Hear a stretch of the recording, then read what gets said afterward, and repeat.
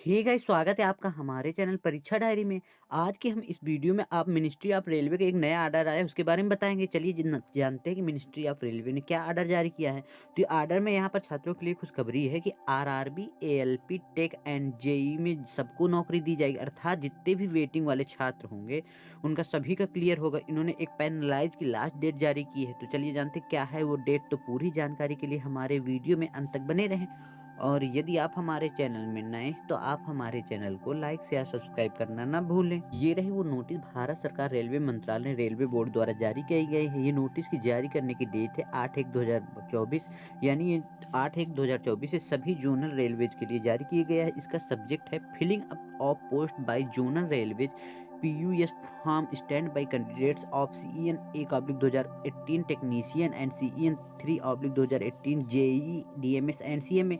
यानी 2018 की जो वैकेंसियां आई थी आरआरबी के माध्यम से, उसमें टेक्नीशियन की, एएलपी के और जूनियर इंजीनियर डीएमएस और सीएमए की जो पोस्टें होती हैं उसमें कुछ कैंडिडेट्स के अभी भी वेटिंग दिखा रहा है या वेटिंग में पड़े हैं जो छात्र, उनके लिए यहाँ पर सब्जेक्ट है, विषय है, बताया जाएगा उनके कैसे यहाँ पर ज्वाइनिंग या वैकेंसी दी जाए।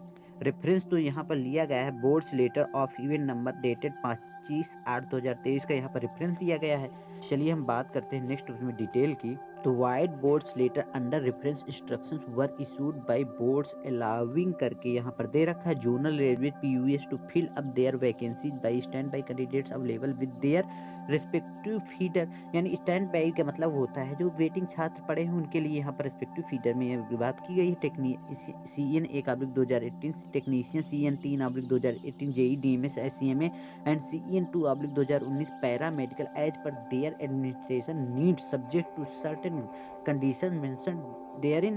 It was also stipulated in the said letter that only vacancies arising up to 31/12/2023, यानी यहाँ बताया गया था जो वेटिंग क्लियर होगी 31/12/2023 की वैकेंसी को लेकर की जाएगी, यानी इतनी तक की जो वैकेंसियाँ हो जाएंगी इसमें वेटिंग के द्वारा भरी जाएगी। लेकिन नेक्स्ट पॉइंट में इन्होंने बताया है the matter of filling up of vacancy of JEs and technician by stand by candidate has been considered further by board CRB and CEO and it has been decided to extend the dispensations give vide board's letter under reference up to 30/6/2025। यानी जो पहले penalise date दी गई थी कि इतने तक की वैकेंसियां भरी जाएंगी, तो फर्स्ट डेट उसकी 31/12/2023 तक एक्सटेंड किया था रेलवे ने। लेकिन अब इकट्ठा इन्होंने उस डेट को बढ़ाकर 30/6/2025 कर दिया गया, यानी इतनी तक की वैकेंसी वेटिंग के द्वारा क्लियर कर दी जाएंगी।